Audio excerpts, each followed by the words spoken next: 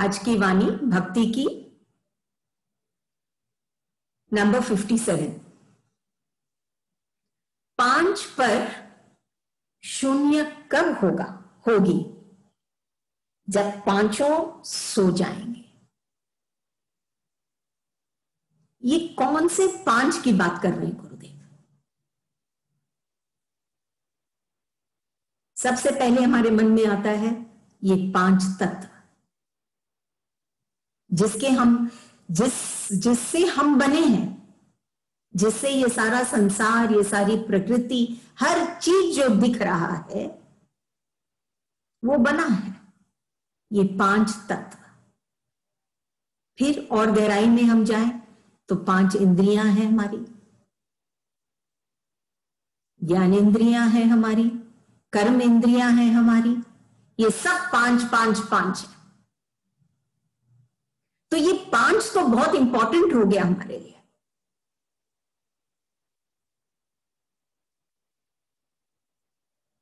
कि ये 5, जैसे पहले कहते थे ना कि ये 5 तो पंच परमेश्वर होना चाहिए, लेकिन ये 5 क्या हो गए? ये हमको परेशान करने लगे।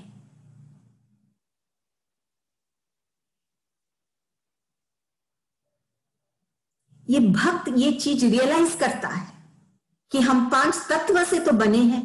हमारे 5 कर्मेंद्रिया भी है, ज्ञानेंद्रिया भी है, जो हमको चलाती हैं। ये कर्मेंद्रिया, ज्ञानेंद्रिया, ये सब क्या है? ये सब वो है जो हमको चलाती हैं। तो ये तो हमारे लिए अच्छे होने चाहिए। लेकिन क्या हुआ? ये सब जो ये तीनों 5 5 5 है ना, ये हमको तंग करने लग गए, हमको परेशान करने लगे। कैसे?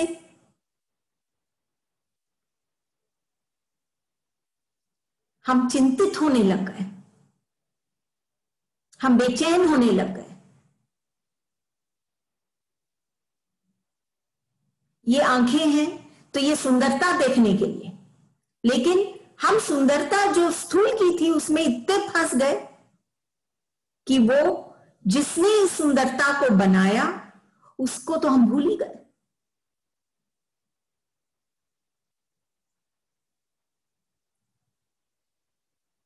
ये ज्ञानेंद्रियां जो हमको बताती है कि हाँ ये चीज, ये अगर हम इसको स्पर्श करेंगे तो हमको क्या तो ठंडा लगेगा या गर्म लगेगा, ये भी अपना काम नहीं कर रही है। और ये 5 तत्व जिसके हम बने हैं,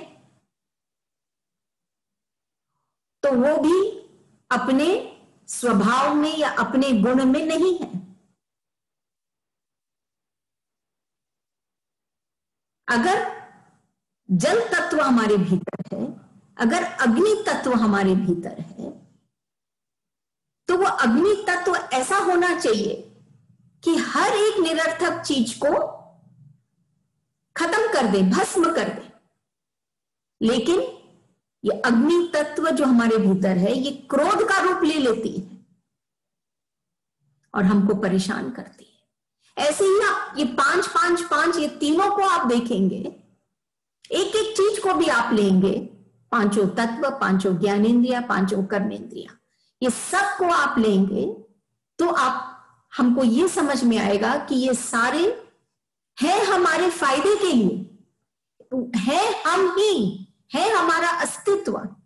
लेकिन हमको अपने आप से, हमारे स्वरूप से, हमारे आनंद स्वरूप से हमको दूर लेके जा रहे हैं।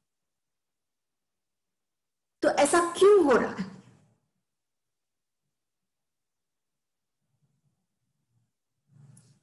एक सिंपल उदाहरण हम ले सकते हैं कि जब हम बैठे हैं कहीं बाहर में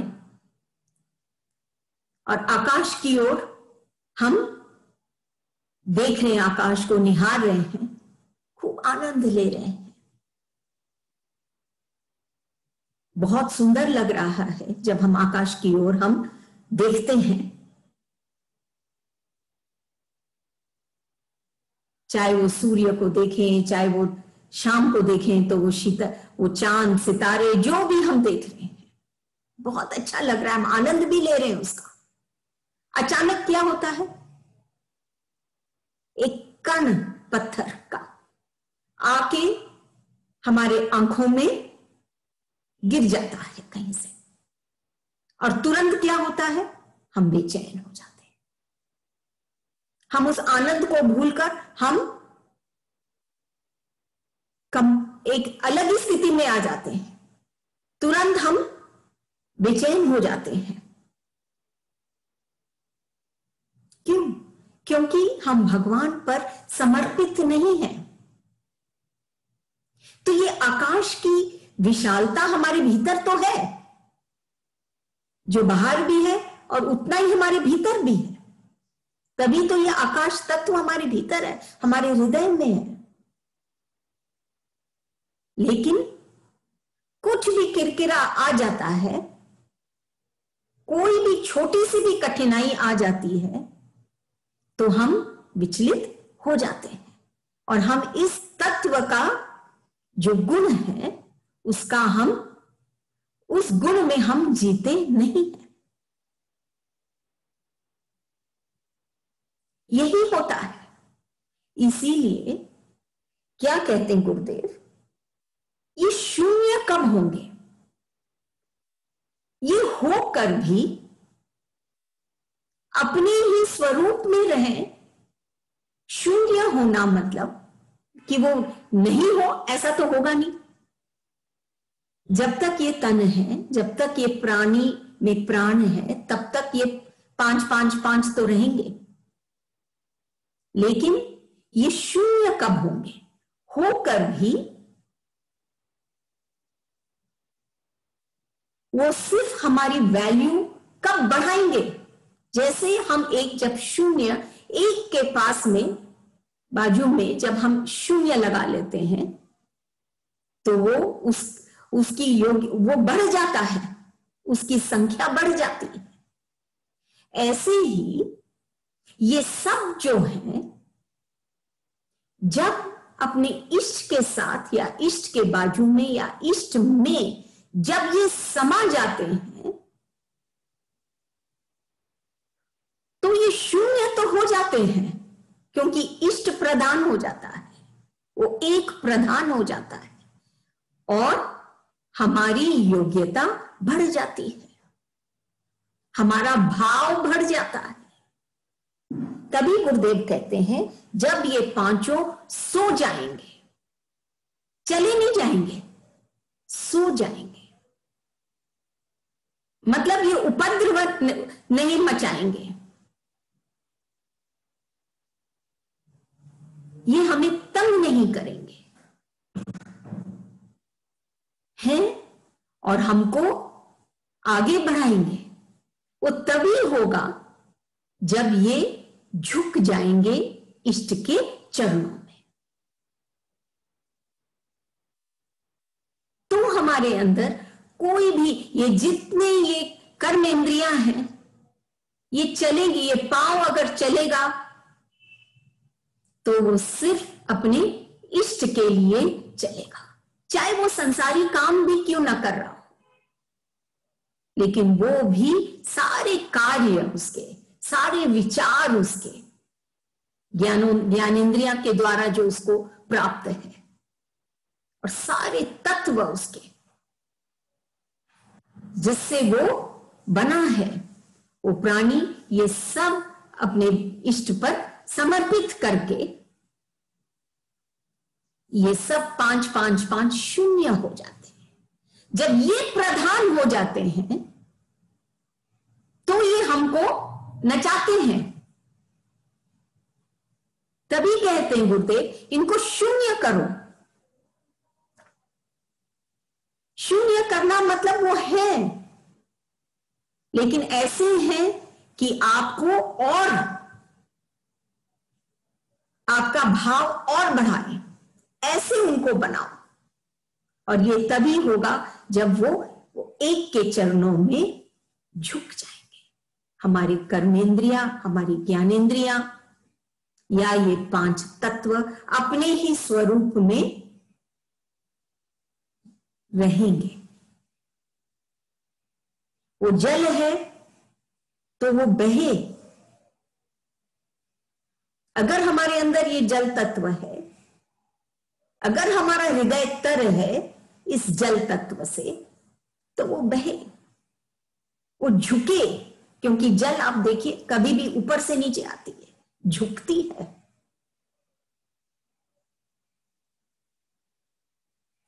अगर ये भूमि हमारे अंदर है तो ये नित नए फूल खिलाएं हमारे जीवन में, नई सोच, नया उत्साह, नई बातें।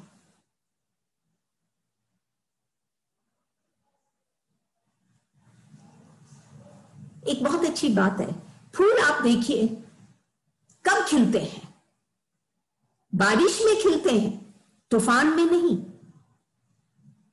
जब तूफान आता है उधर, उस समय भी बारिश है, उस समय भी पानी है, लेकिन उसमें फूल नहीं खिलते।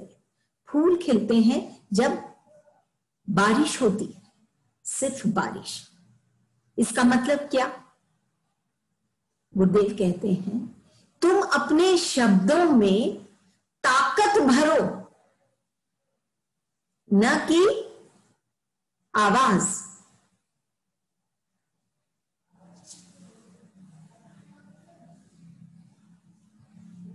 ये सब इंद्रियों को ऐसे लेके जाओ कि तुम्हारी सोच में वो बैठ जाए, उसमें तेज हो, शब्दों में ताकत हो। आवाज ऊंची करने की दरकार नहीं है जैसे तूफान, लेकिन ताकत हो जैसे बारिश में। वो ताकत है कि ये फूल फल और ये सबको वो उगा सकती है। ऐसे ही हमको हमारे भीतर में ये ताकत लानी है। और है ये ताकत, क्योंकि ये जो 5 जो हमारे पास है, 5 5 5, यहां जो 3 तरह के 5 हैं, सब हमको यही बताते हैं और यही उनका गुण है कि वो हमारे भाव को बढ़ाए, हमारे जीवन में उत्साह लाए। लेकिन ये तभी होगा जब वो सो जाएंगे, मतलब वो अपने इष्ट के चरणों में झुक जाएंगे। तो फिर उनका कुछ नहीं रहेगा, सब कुछ इष्ट का हो जाएगा। तब जाके हम ये पाए हैं, इसका हम आनंद उठा पाएंगे।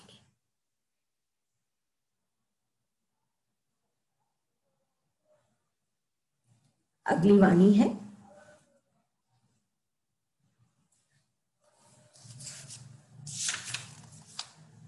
भक्ति की 58। मुखड़ा दिखा मैं खड़ा, अब क्यों अड़ा।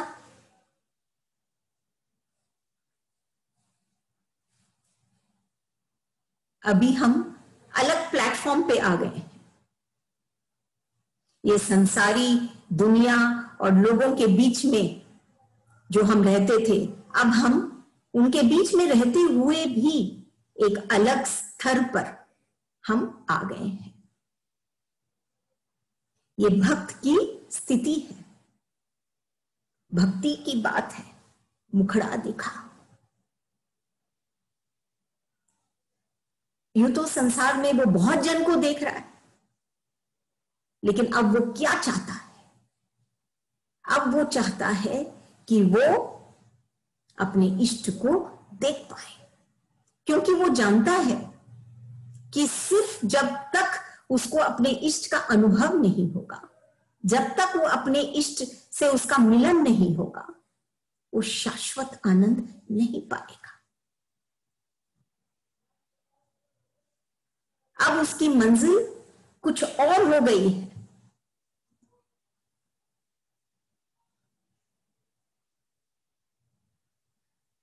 जैसे जैसे हम मंजिल की ओर बढ़ते हैं, तो मंजिल तो हमारे पास, हमको और पास दिखनी चाहिए, या लक्ष्य, मंजिल या लक्ष्य लेकिन क्या होता है, हम जैसे जैसे अपनी मंजिल की ओर चल बढ़ते हैं, हमको क्यों ऐसा लगता है कि ये मंजिल या ये लक्ष्य और दूर होता जा रहा है? ऐसा क्यों होता है? क्योंकि अभी वो बेकली नहीं है, अभी वो व्याकुलता नहीं है, अभी वो किरकिरी हमारी आंखों में, हमारी सोच में, हमारे हृदय में हमको परेशान कर रही है। लेकिन भक्त क्या कहता है? मुखड़ा दिखा। वो देखना चाहता है, वो अपनी मंजिल और या लक्ष्य की ओर बढ़ रहा है और वो वहां पहुंचना चाहता है। अब क्यों अड़ा? अभी भी तुम नहीं दिख रहे हो मुझे।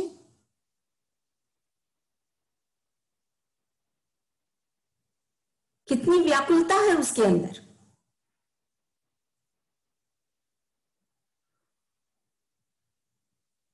देखिए, संसार में एक्सपैंड करना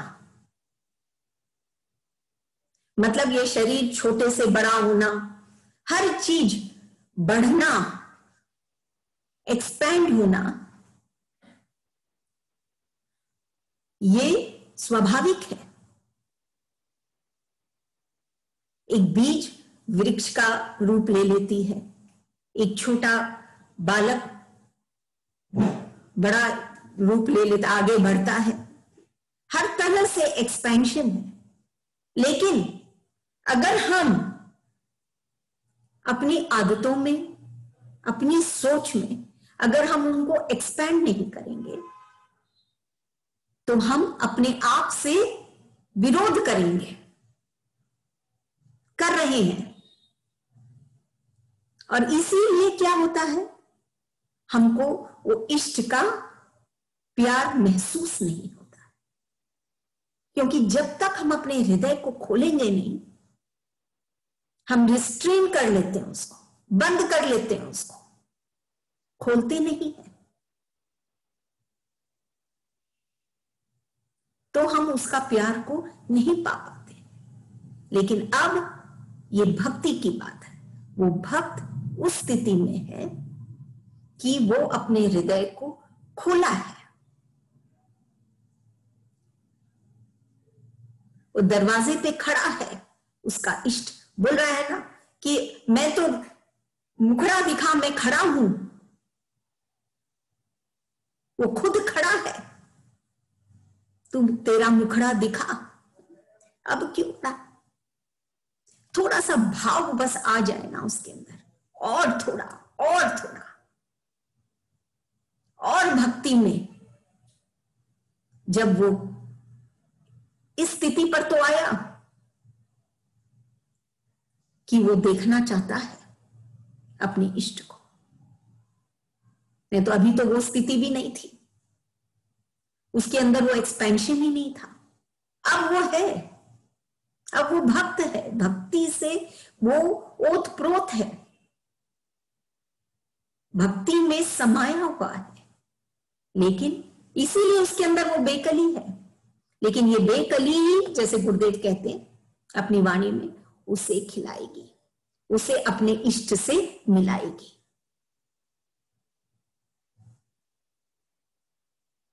इष्ट क्या है? ये सत्य क्या है? सत्य क्या है? समझ लीजिए एक बीज है।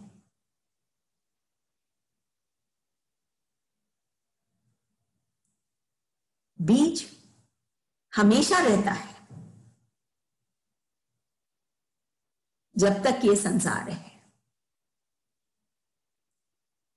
तो ये सत्य भी ऐसे ही शाश्वत है। तो ये बीज से जो वृक्ष निकलता है,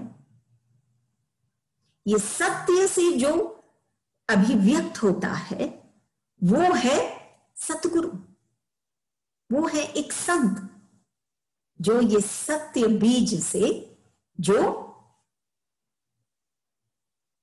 हमारे सामने में एक रूप लेकर आते हैं। किसका रूप? सत्य का रूप।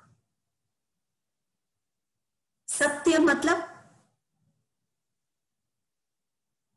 सिंपल अगर हम देखें तो जो सही है, सत्य है। मतलब जो शाश्वत है, जहां पे कोई संशय नहीं है, हमेशा है। और वो क्या है? वो हमारे भीतर में ये आत्मा है। और तो सब चीज चले जाएंगे, लेकिन ये आत्मा जो है ये सत्य है। और ये आत्मा क्या है? परमात्मा का ही रूप है। तो सत्य क्या है? ये परमात्मा है जो हर एक के अंदर है। हर एक जो भी चेतन है, जिसके अंदर चेतनता है, उसमें ये सत्यता है, ये सत्य है।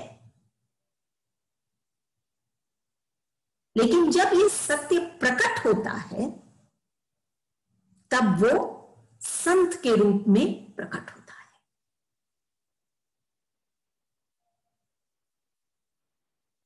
क्योंकि संत कोई रूप नहीं, वो भाव है।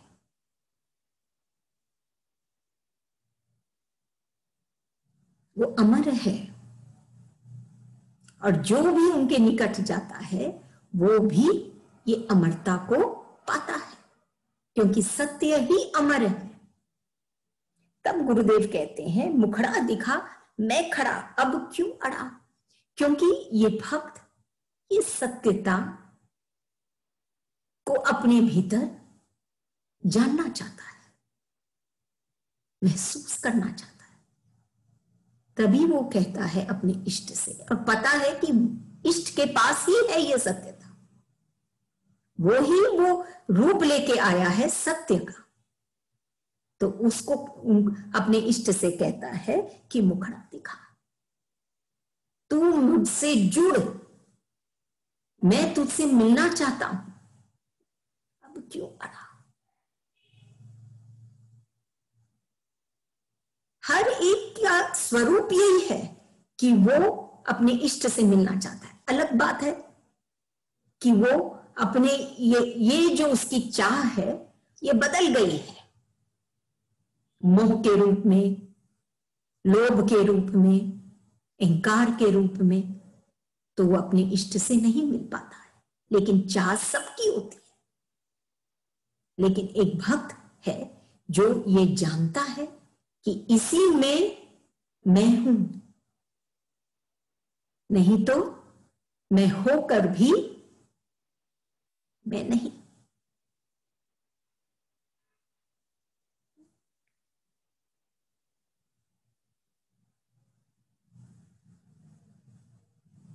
हमको आदत हो गई है कि हम उलझनों में उलझना चाहते हैं।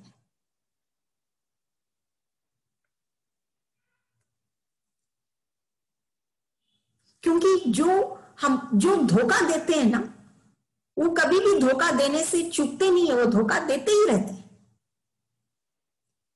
तब गुरुदेव हमसे कहते हैं, लेकिन अगर तुम प्यार करते हो अपने इष्ट से, तो तुम प्यार करना क्यों छोड़ देते हो।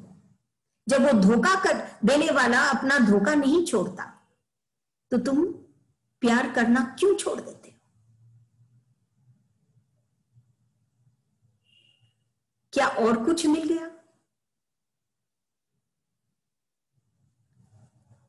प्रेम अपने इष्ट से ज्यादा सुंदर कुछ भी नहीं इस संसार में। तभी वो भक्त कहता है, मुखड़ा दिखा मैं खड़ा। वो सबसे सुंदर चीज को पाना चाहता है। अब क्यों अड़ा। अगर इस वाणी को हम भाव में ले जाए तो हम यही कहेंगे कि इष्ट कभी नहीं अड़ता। वो ये व्याकुलता है इसके अंदर, और ये व्याकुलता जरूर उसकी अपने इष्ट से उसका मिलन करवाएगा। हाँ, ये बात जरूर है कि हमको ये व्याकुलता चाहिए। हमको प्यार करना नहीं छोड़ना है। जब बुरे लोग बुराई करने से नहीं चूकते, तो अच्छे लोग क्यों अच्छाई छोड़ देते हैं। या अच्छाई को पाने की इच्छा को छोड़ देते हैं? क्यों नहीं इच्छा को और तीव्र करते हैं कि वो पाएं? धीरे धीरे धीरे हमारे भाव, हमारी इच्छाएं भक्ति के प्रति तीव्र हो रही इन वाणियों में कि अब तू अपना मुखड़ा दिखा तो क्यों अड़ा। वो तीव्रता आ गई है उसके अंदर, उस भक्त के अंदर, कि वो देखना चाहता है अपने इष्ट को।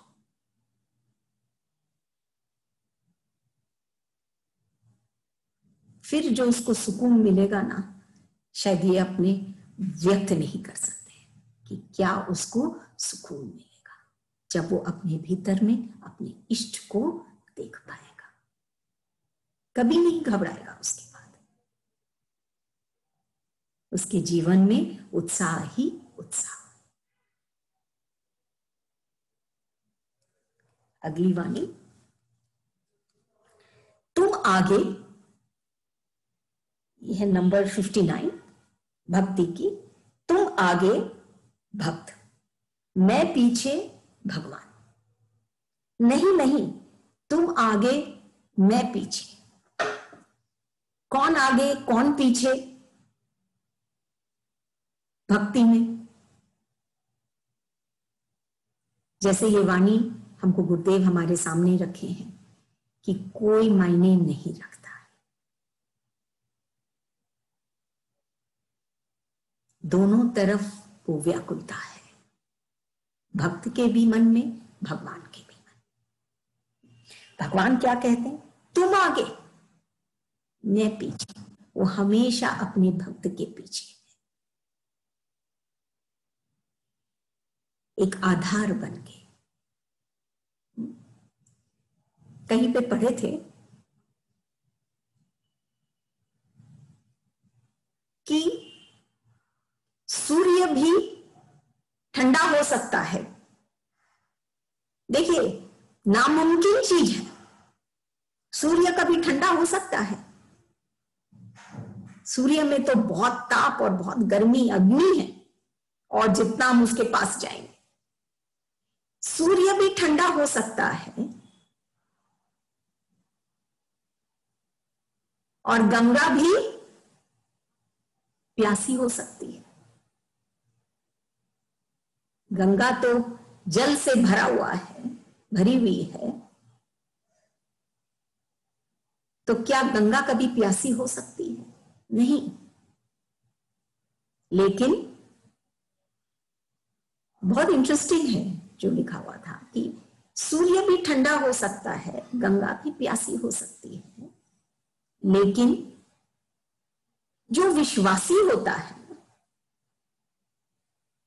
महादेव का या शिव का या अपने इष्ट का, जो विश्वासी होता है ना,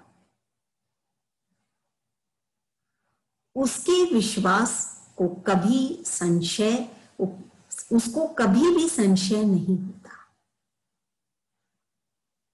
ऐसा मान रखता है इष्ट अपने भक्त का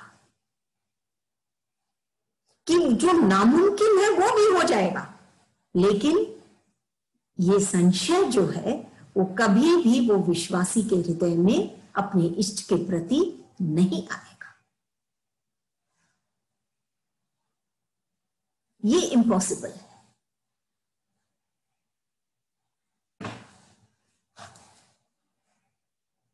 उसका विश्वास कभी भी डगमग नहीं होगा, होने नहीं देंगे।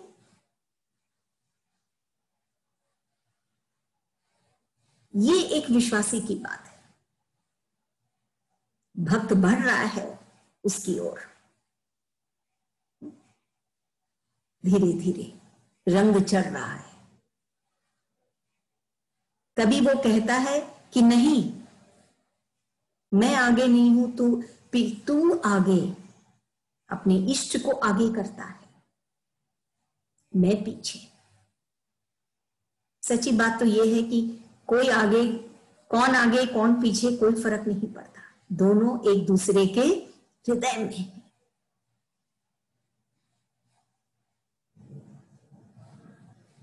लेकिन दिखता है कि वो भक्त, कि वो भगवान आगे है। वो भक्त दर्शाता है ये बात,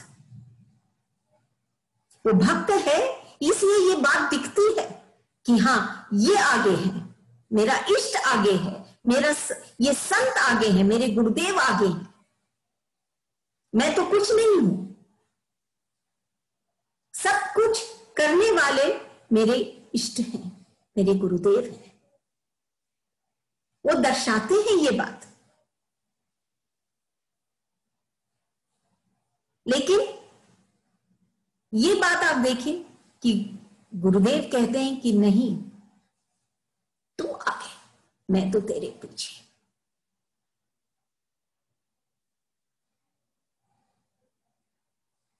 ये बहुत सुंदर एक क्या बोलेंगे मेल है जो यहां गुरुदेव इतने सुंदर से दर्शाए हैं कि तुम आगे भक्त, मैं पीछे। भगवान कहते हैं कि भक्त तुम आगे हो, मैं पीछे। और भक्त कहता है नहीं नहीं, तुम आगे, मैं पीछे। जब वो भगवान कहता है ये बात कि तू आगे, तब वो भक्त भक्त बनता है। उसके अंदर वो प्रेम को महसूस करता है, तब वो ये बात कह पाता है कि नहीं, तू आगे। पहले तो भगवान कहे ना कि तू आगे, मैं पीछे, तब वो भक्त कहता है नहीं, तू आगे, मैं पीछे।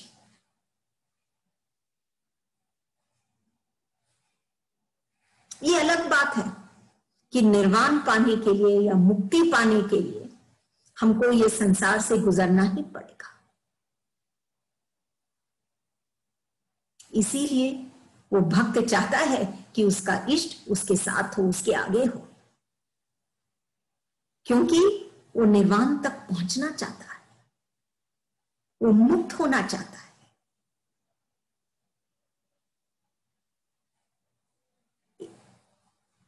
उदाहरण के रूप में अगर हम लें तो कभी भी कोई पुल के ऊपर कोई मकान थोड़ी बनाता है, भवन थोड़ी बनाता है, अपना घर थोड़ी बनाता है। वो तो सिर्फ गुजरने के लिए होता है। ऐसे ही वो भक्त इस भव सागर में सिर्फ उसको गुजरना है। ये तो सिर्फ एक पुल है। वो आत्मा को परमात्मा से उस ये पुल के द्वारा वो मिलता है, फिर जाके उसका निर्वाण होता है, फिर जाके वो मुक्त होता है। वो अलग बात है कि जीते जी ही वो उस पार हो जाता है और अपने इष्ट से मिल जाता है, तो जीते जी ही वो मुक्त हो जाता है, वो भाव में आ जाता है, वो आनंद पाता है। तभी इसमें गुरुदेव कहते हैं तुम आगे, मैं पीछे, नहीं नहीं, तुम आगे, मैं पीछे। तब वो भक्त कहता है वो मुक्त होना चाहता है, लेकिन उसको पता है उसको इस भव सागर से पार करना पड़ेगा। ये जीवन जो मिला है, ये तन जो मिला है, ये भी तो अपना काम करेगी। इस भव सागर से पार होना ही पड़ेगा। जब वो भव सागर से पार होने के लिए, इसीलिए वो कहता है नहीं, तुम आगे, मैं पीछे। अगर इष्ट गुरुदेव हमारे आगे हो जाए तो हम बहुत आसानी से इस भव सागर को पार कर पाएंगे।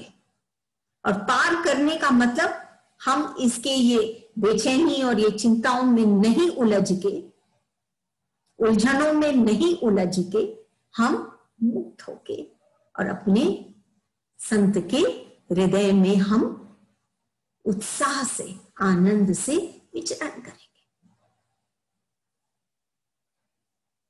तो ये भव सागर भाव सागर बन जाता है।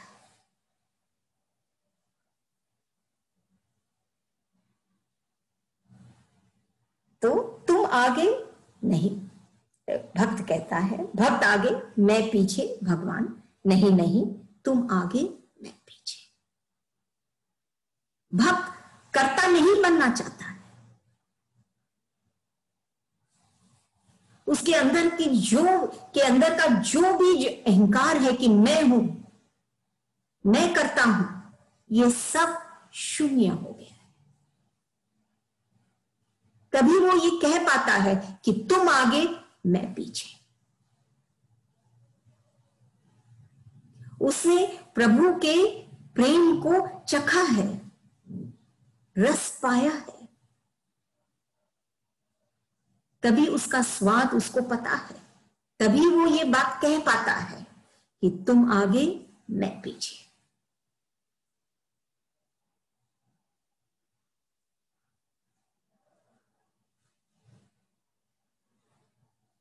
लेकिन पहले इष्ट कहता है कि नहीं, तुम आगे। वो प्रेम देता है। सब लोग नहीं पाते वो प्रेम। प्रेम सब कोई को करता है, लेकिन जो पाता है, जो महसूस करता है, वो ये बात कह उठता है कि नहीं, तुम आगे मैं पीछे।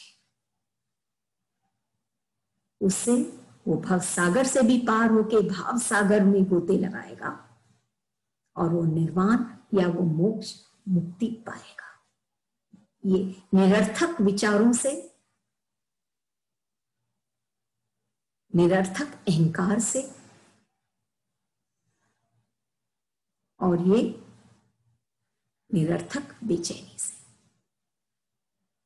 वो मुक्ति पाएगा। और फिर उसके हृदय के हर कमल, हर फूल खिलेंगे। अगली वाणी है नंबर 60 भक्ति की। यह तेरी चांदनी कि मेरी, चांद से मुखड़े वाले की। आप देखिए, संसार में हम बहुत लोगों से मिलते हैं रोज, कभी किसी से, कभी किसी से, कितने जनों के चेहरे हम देखते हैं, लेकिन किसी किसी के चेहरे पर ही वो चांदनी होती है। चांदनी मतलब वो क्या बोले, शीतलता, या ये कहें वो तेज,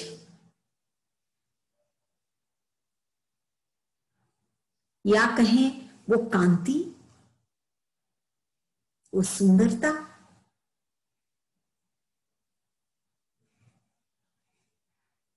जो कांत से आती है, कांति, किसी किसी के चेहरे पर, किसी किसी के नहीं, अति अल्प के चेहरे पर वो ओज रहता है। तब कहते हैं कि ये तेरी चांदनी कि मेरी। और जब कोई भी ऐसे व्यक्ति के पास जाता है जिसके चेहरे पर वो ओज है, वो तेज है जिसके चेहरे पर, वो भी वो कांति पाता है, वो भी वो सुंदरता पाता है। तब वो कहता है ये तेरी चांदनी कि मेरी। ऐसा कौन है जिसके चेहरे पे ये चांदनी है, ये सुंदरता है, ये शीतलता है? कौन है? तो वो ही संत है, जिसके पास ये है, गुरु है, संत है, उसका प्रेमी है, जिसके पास ये शीतलता है, उसके चेहरे पर तेज है, दोनों है। तब कहते हैं कि ये तेरी चांदनी की मेरी। लेकिन इस संत को भी ये चांदनी कहां से मिली? क्या उसकी है? शायद ये चांदनी उस संत को भी अपने इष्ट से मिली, अपने प्रेमी से मिली। ये किसी की नहीं होती, ये उसकी होती है जो चांद से मुखड़े वाले की।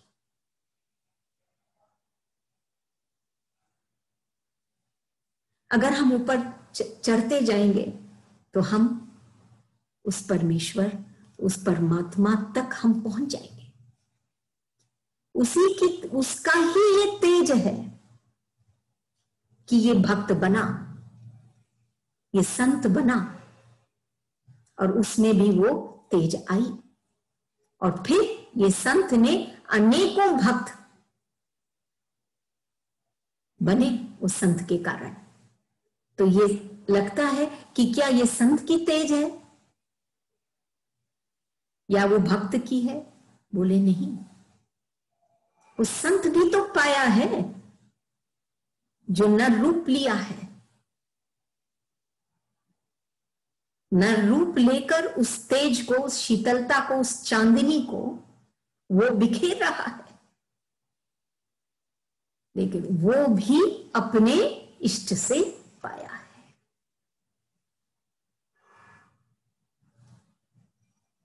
तो ये तेरी चांदनी की मेरी, तेरी मतलब संत की या मेरी एक भक्त की नहीं, ये चांद से मुखड़े वाले की, उस इष्ट की, उस प्रभु की, उस ईश्वर की ये चांदनी है जिससे ये सारा जहां रोशन है। ये संत भी, उस संत जब जुड़ता है तब वो चांदनी पाता है अपने चेहरे पर। उसके चेहरे पर कब आती है? जब उसके भीतर में वो भाव आते हैं, तो वो स्वतः ही उसके चेहरे पर छलकती है।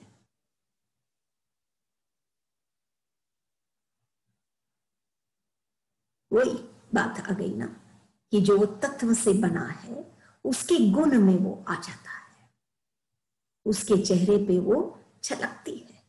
जब वो उसके चेहरे पे छलकती है तो ये भक्त जो उसके पास उसके बैठता है वो भी ये चांदनी पाता है।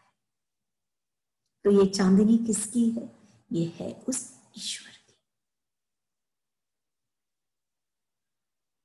चांद से मुखड़े वाले की। क्योंकि ये चांदनी कोई रूप नहीं, ये चांदनी सिर्फ भाव है। ये भाव के कारण वो इतना, वो संत उजागर है, वो भाव प्रकट हो रहा है। उसके चेहरे पे वो बात नहीं है, वो भाव है जिससे उसका चेहरा रोशन है। और ये भाव कहां से आया? उसके इष्ट से।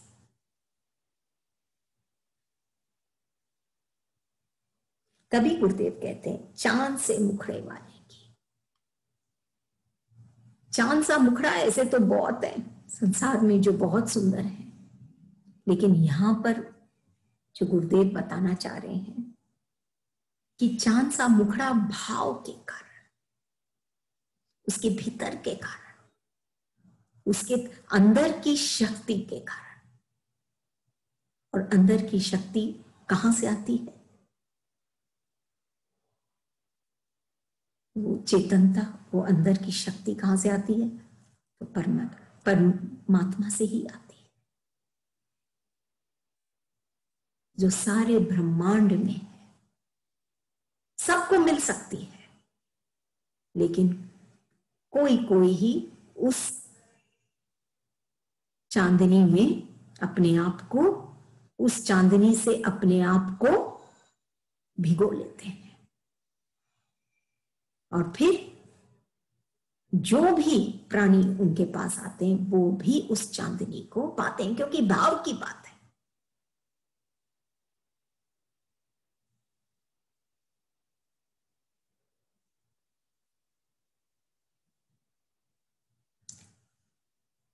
ये वाणी कह रही गुरुदेव की, नंबर 60 भक्ति की।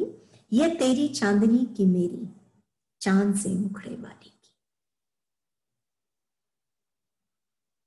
क्योंकि ये बात भाव की है। ये चांदनी जो चेहरे पे आई है,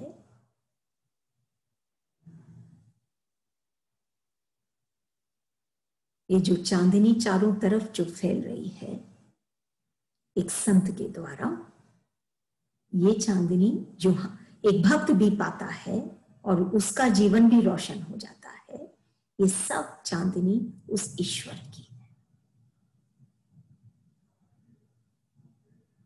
तो अगर हम ईश्वर को हम देखें, सब में, हमारे 5 तत्व, ज्ञानेंद्रियों में, कर्मेंद्रियों में, हर एक चीज जिससे हम बने हैं, इसमें अगर हम अपने इष्ट को देख पाए, महसूस कर पाए, तो ये चांदनी की तेज या शीतलता हम भी अपने भीतर महसूस करें।